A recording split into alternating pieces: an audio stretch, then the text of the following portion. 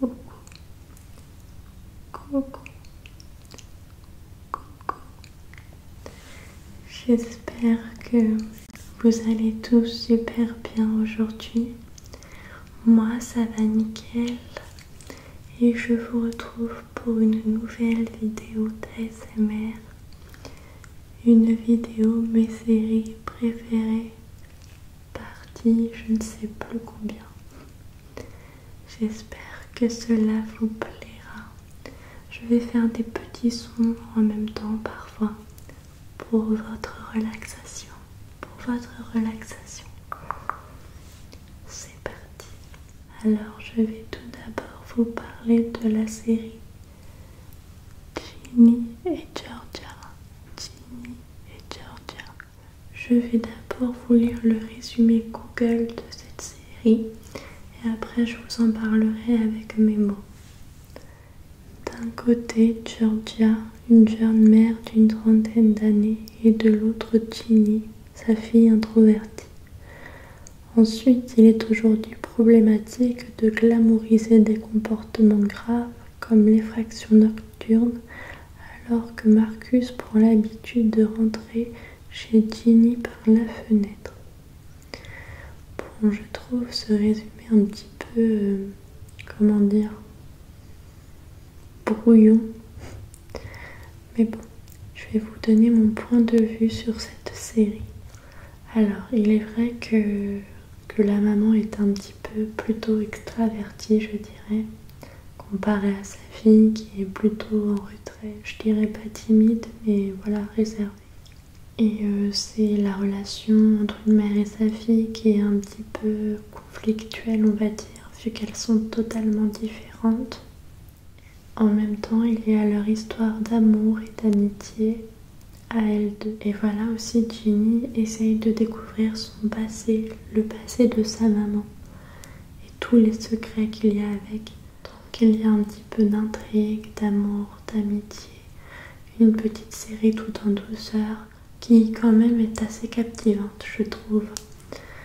Donc je vous la conseille grandement si vous aimez les séries un peu girly, à regarder calmement chez soi, pourquoi pas entre copines, entre mère et fille ou toute seule. Bon, après pour les garçons je suis pas sûre que ça vous plaira, mais bon, on sait jamais. En tout cas j'ai beaucoup aimé, je dirais que je lui donne un bon 8 sur 10 quand même à cette série, et elle est sur Netflix. Voilà. Après je voulais vous parler de Outlander. Alors je ne sais plus si je vous en avais parlé dans la précédente vidéo série, mais bon, dans tous les cas c'est une série que ma soeur m'avait un peu forcée à regarder, car au début j'avais commencé et je n'avais pas accroché du tout. Et elle m'a dit insiste, tu verras, tu vas adorer. Et effectivement, je dirais que les 3-4 premiers épisodes sont un petit peu barbants vu que ils expliquent un peu l'histoire. Et je sais pas, je trouvais ça un peu compliqué à suivre, un petit peu gnangnan, un petit peu chiant. Au final, j'ai insisté, je crois que cette série est dans mon top de mes séries préférées. J'ai trop aimé. Alors, pour ceux qui n'aiment pas les séries où il y a beaucoup de saisons, beaucoup d'épisodes, effectivement c'est long à regarder, j'ai mis du temps à la finir, mais honnêtement je me suis jamais ennuyée. Il y a 2 scènes par contre qui m'ont énormément choquée et qui peuvent vous choquer si vous êtes un peu sensible. Je vais pas du tout spoiler, mais voilà. Que vous dire sur cette série? Je vais essayer de vous lire un résumé Google. Ah bah voilà, je suis en train de découvrir que c'est une série basée sur un roman. Enfin, je sais plus si je le savais finalement. Alors, basée sur les romans de Diana Gabaldon, la série Outlander raconte les aventures de Claire, une infirmière qui, juste après la Seconde Guerre mondiale, se retrouve propulsée en Écosse en 1743 et fait la rencontre de Jimmy Fraser qui va devenir l'amour de sa vie. Alors, il y a une magnifique histoire d'amour, comme vous pouvez le voir, entre Jamie et Claire. Et voilà, c'est ça en fait, elle est propulsée dans le temps. Et ce que je dirais de cette série, enfin ce que je trouve qui ressort le plus, c'est justement cette magnifique histoire d'amour qu'il y a entre eux, qui m'a énormément touchée personnellement. Il y a un peu d'érotisme aussi, je trouve, car on voit beaucoup de scènes, on va dire, d'amour entre eux. Après, je ne sais pas quoi vous dire d'autre, à part que c'est une série un peu à l'ancienne, comme Game of Thrones. Enfin, quand je dis ça, on me dit toujours ça n'a rien à voir avec Game of Thrones. Et c'est vrai finalement. Mais c'est pour dire que voilà, c'est pas dans notre époque, quoi. Et il devrait y avoir une suite courant 2022 si je ne me trompe pas. Et j'ai trop hâte de la voir. Ensuite, je voulais vous parler d'une série assez récente qui s'appelle Qui a tué Sarah? Qui a tué Sarah? D'ailleurs, je viens de finir la saison 1 et la saison 2 apparemment serait déjà pour mai. Ça me paraît un peu étrange, mais ça serait vraiment bien parce que j'ai trop accroché. Alors ça n'a rien à voir avec le genre de série dont je vous ai parlé avant. Qui a tué Sarah, c'est un peu plus dans l'intrigue. Comment dire, je voudrais pas vous spoiler, je fais attention, mais ouais, je trouve que c'est un peu plus dans l'intrigue. Après, il y a quand même une certaine histoire d'amour, je dirais. Mais c'est surtout pour découvrir comment a été assassinée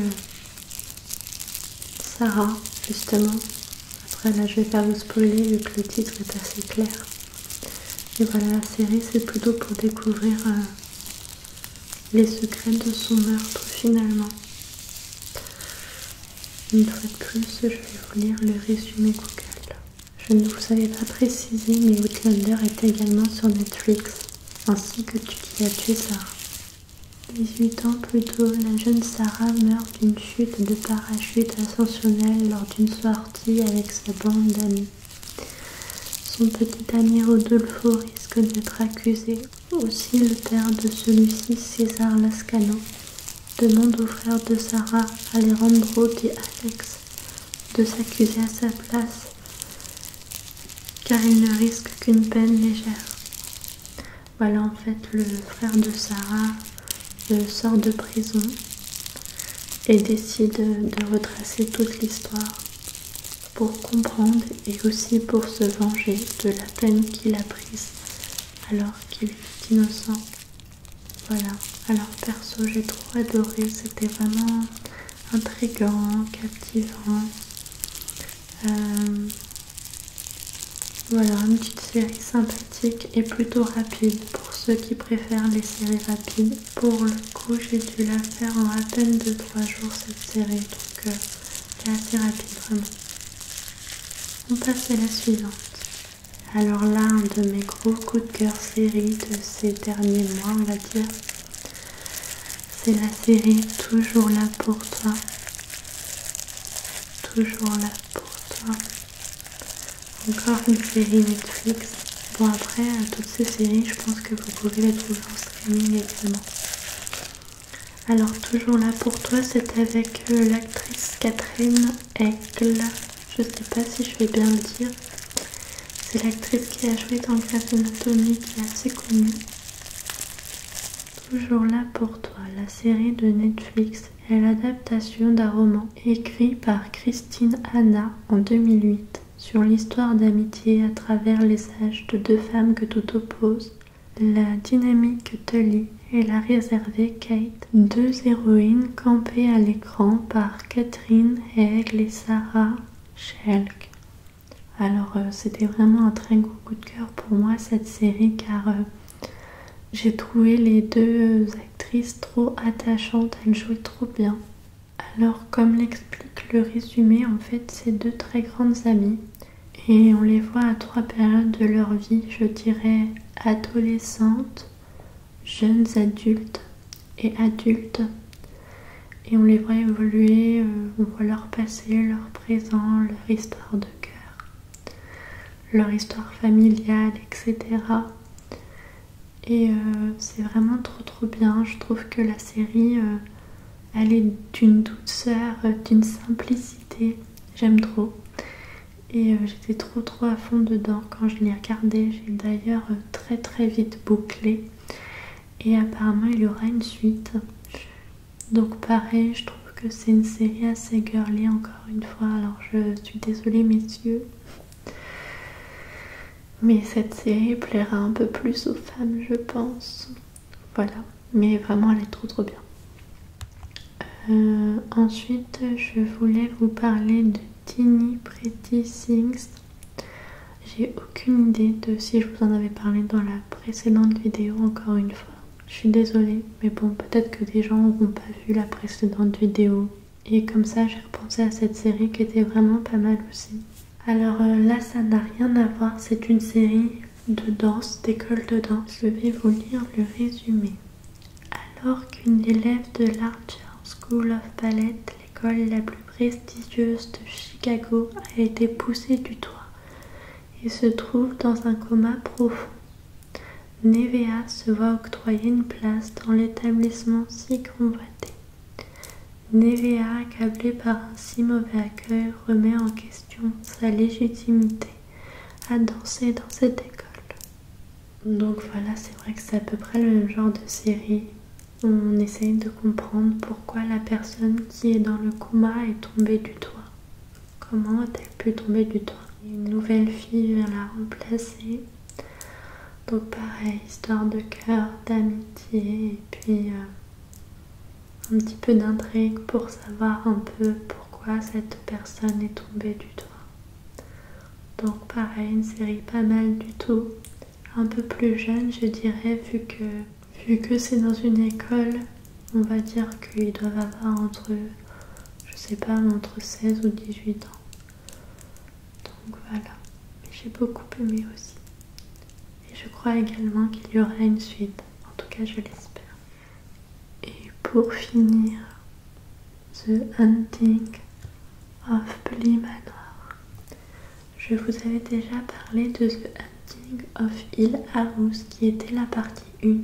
Et en fait, The Hunting of Bly Manor, c'est une sorte de suite, mais avec une histoire totalement différente.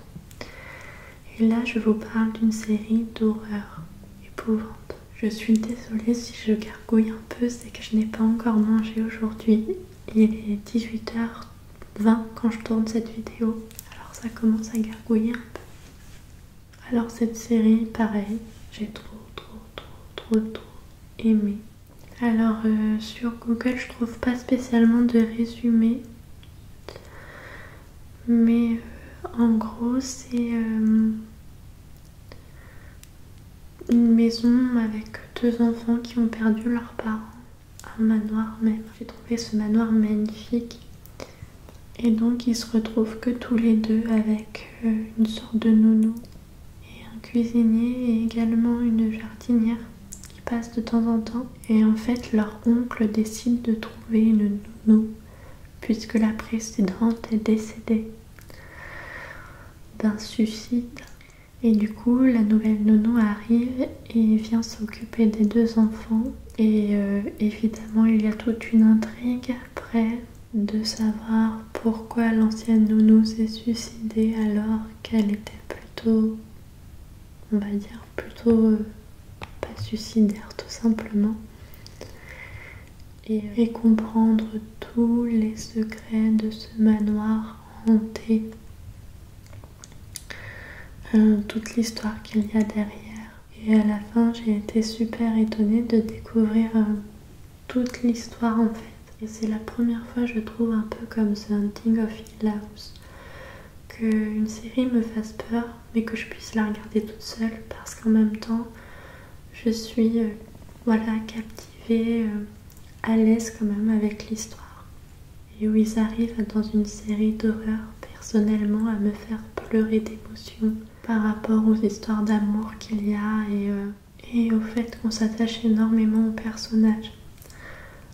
C'est ce côté-là que j'aime beaucoup dans ces séries The Hunting of Bly Manor et The Hunting of Hill House. Et c'est cela qu'on a dans cette série en fait. C'est vraiment le côté attachant, je trouve.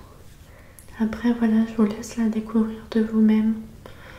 Si vous n'êtes pas trop une adepte des films d'horreur, essayez quand même de la regarder avec votre copain ou quelqu'un qui vous rassure. Parce que bon, il y a quand même des moments où elle fait assez peur, cette série. Mais franchement, personnellement, je suis quelqu'un de peureuse, même si j'aime les films d'horreur. Je regarde jamais toute seule. Et cette série, j'ai pu la regarder toute seule sans problème. Voilà. Alors, en parallèle en ce moment, je me refais tous les Desperate Housewives. Alors pour ceux qui ne connaissent pas, c'est une série qui date de 2004. Une série avec plusieurs familles qui vivent dans un quartier, Wisteria Lane, avec leurs histoires de famille, pareil, leurs histoires de cœur, leur vie quotidienne. Après, je sais pas vraiment comment expliquer cette série finalement. C'est une série très longue. Par contre, mais pareil, quand on la commence, on a envie de savoir la suite et voilà, c'est trop bien. Et j'ai commencé aussi Vampire Diaries que je n'ai jamais regardé. Et ma soeur me bassine tellement avec cette série qu'il faut que je m'y mette, donc je m'y mets petit à petit. Pour l'instant, j'accroche bien aussi. Donc vous voyez, je vous ai pas donné que des séries girly. Je dirais que les seules séries que je vous ai données de girly sont Ginny et Georgia. Et toujours là pour toi. Et voilà, ce sera tout pour cette courte vidéo. J'espère qu'elle vous aura plu et détendu. Et qu'elle vous aura donné des idées de séries à regarder. Je vous fais à tous d'énormes bisous. Je vous dis à très bientôt.